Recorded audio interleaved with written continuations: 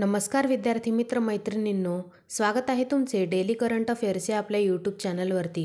आज आहे 30 मार्च 2025 आणि आजच्या जेवढ्याही महत्त्वाच्या चालू घडामोडी असतील त्या आपण या व्हिडिओच्या माध्यमातून बघणार आहोत। हा व्हिडिओ तुम्हाला सर्व परीक्षांसाठी अत्यंत उपयुक्त ठरू शकतो, त्यामुळे व्हिडिओ शेवटपर्यंत नक्की बघा आणि जर तुम्हाला व्हिडिओ आवडला तर व्हिडिओला लाईक देखील करायला विसरू नका।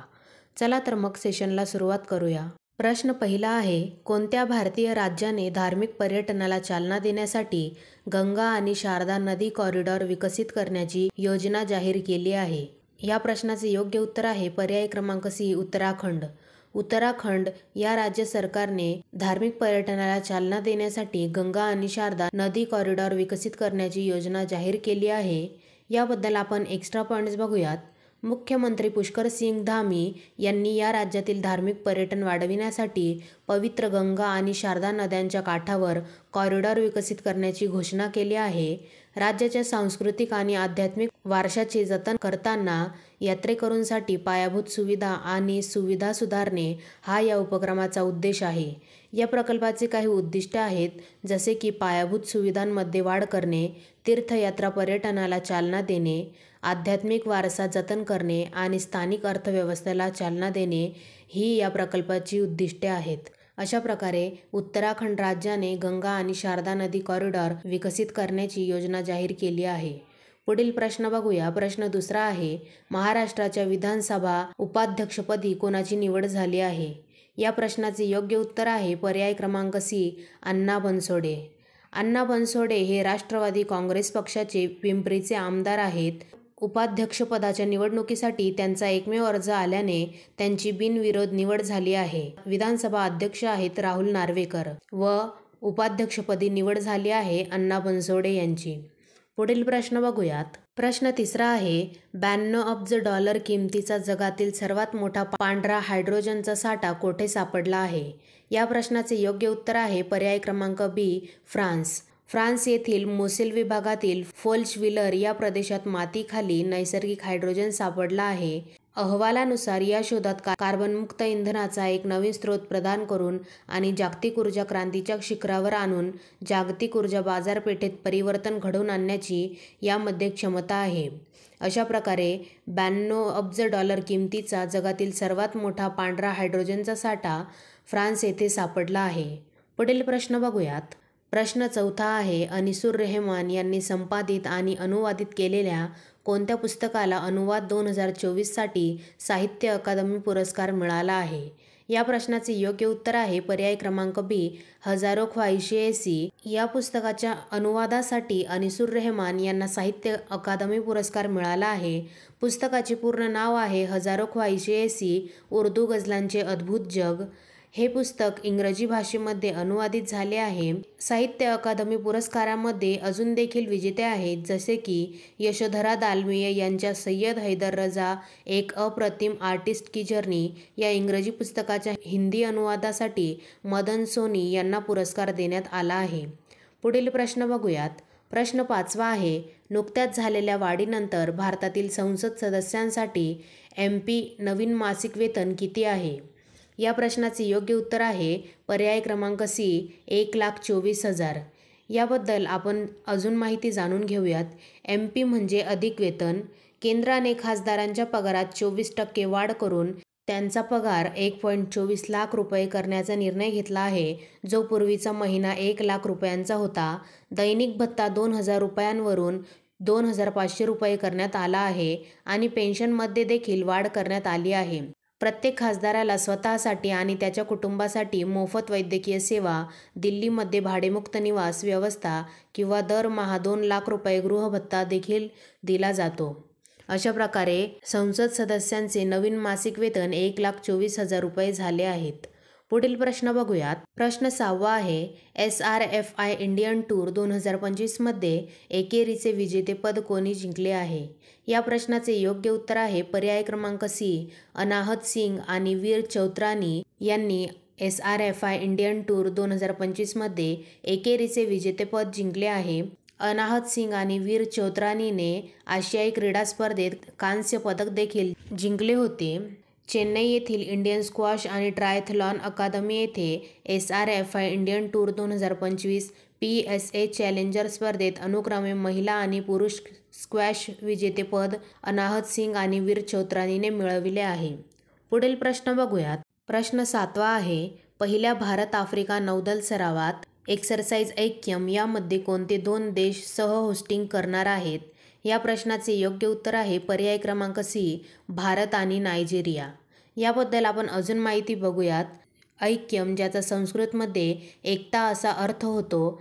ऐक्यम सागरी सरावाची पहिली आवृत्ती 13 ते 18 एप्रिल 2025 दरम्यान टांझेनियातील दार एस सलाम येथे आयोजित केली जाणार आहे. हे भारतीय नौदल आणि टांझेनिया पीपल्स डिफेन्स फोर्स यांच्या संयुक्त विद्यमाने आयोजित केले जाणार आहे. ऐक्यम सागरी सरावात हार्बर आणि सी फेज दोन्ही सरावांचा समावेश असणार आहे.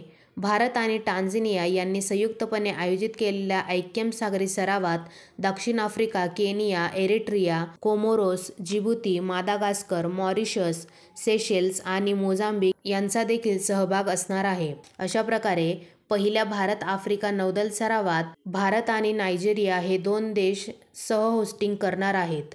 पुढील प्रश्न बघूयात. प्रश्न 8वा आहे. नॅशनल ई-विधान ॲप्लिकेशन NEVA प्लॅटफॉर्ममध्ये सामील होणारे दिल्ली हे कितवे विधानमंडळ बनले आहे?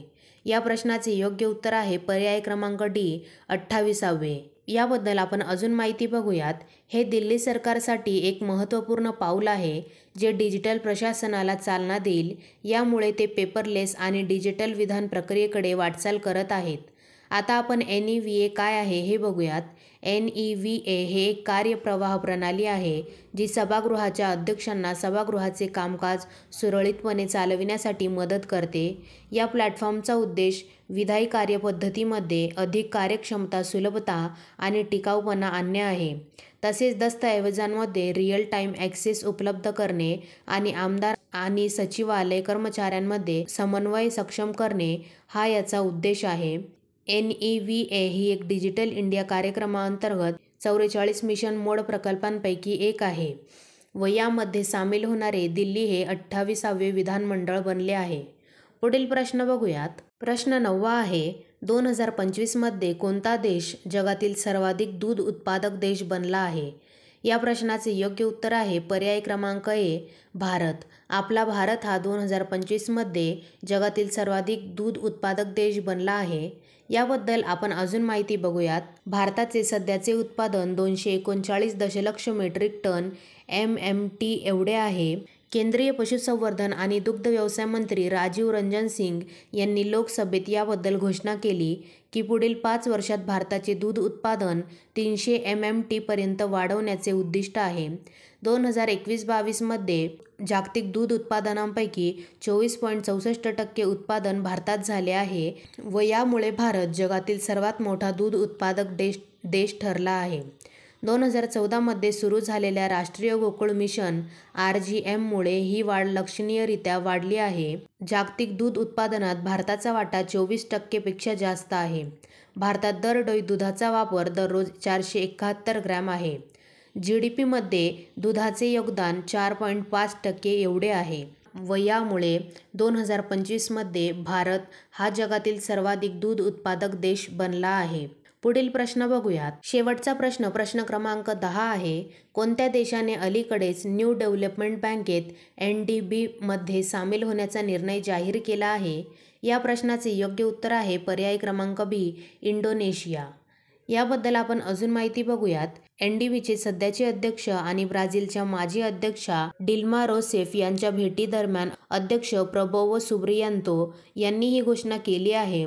NDBचे सदस्य होण्याचा इंडोनेशियाचा निर्णय आर्थिक विकासाला गती देण्याच्या आणि जागतिक भागीदारांसोबत आर्थिक संबंध मजबूत करण्याच्या त्याच्या दृष्टिकोनाशी सुसंगत आहे. आता आपण न्यू डेव्हलपमेंट बँकेबद्दल थोडे जाणून घेऊयात. न्यू डेव्हलपमेंट बँकेची स्थापना ब्रिक्स राष्ट्रांनी, ज्यामध्ये आहेत ब्राझील, रशिया, भारत, चीन आणि दक्षिण आफ्रिका यांनी उदयोन्मुख अर्थव्यवस्थांमध्ये शाश्वत विकास आणि पायाभूत सुविधा प्रकल्पांना वित्तपुरवठा करण्यासाठी NDBची स्थापना केली होती. कालांतराने यामध्ये इजिप्त, इथिओपिया, इराण आणि UAE यांसारखे अतिरिक्त देश या बँकेत सामील झाले आहेत। NDBचे मुख्यालय शांघाय चीन येथे आहे व आता 2025मध्ये NDBमध्ये सामील होण्याचा निर्णय इंडोनेशियाने जाहीर केला आहे। विद्यार्थी मित्र मैत्रिणींनो, अशा प्रकारे इथे आपले संपूर्ण प्रश्न झालेले आहेत। मी आशा करते तुम्हाला सर्व प्रश्न समजले असतील। तुम्हाला सर्व प्रश्न कसे वाटले मला नक्की कमेंट करून सांगा आणि जर तुम्हाला हा व्हिडिओ आवडला असेल तर व्हिडिओला लाईक व शेअर करायला देखील विसरू नका आणि अशाच नवनवीन डेली करंट अफेअर्ससाठी डेली करंट अफेअर्स या आपल्या यूट्यूब चॅनलला देखील सबस्क्राईब करायला विसरू नका। धन्यवाद।